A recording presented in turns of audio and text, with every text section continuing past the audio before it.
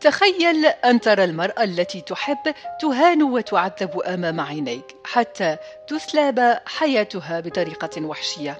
الأسوأ، رغم كل محاولاته للدفاع عنها، لا يجد الفتى أي خيار سوى مشاهدة الملك يقطع رأسها ببرود أمام شعبه، الذي فرح بموتها لمجرد أنها كانت ساحرة، رغم أنها كانت مكرسة حياتها لمساعدة البشر.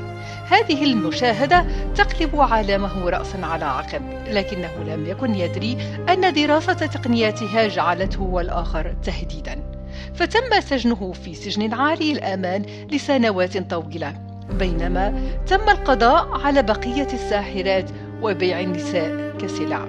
لكن لحسن الحظ نجحت إحدى العبيدات في الهروب وحررت جميع السجناء بما فيهم الفتى المصنف كأخطر مجرم، وما أن تحرر حتى قضى على جميع الحراس، مصمما على الانتقام كامل ليس فقط من الملك بل من كل الإنسانية.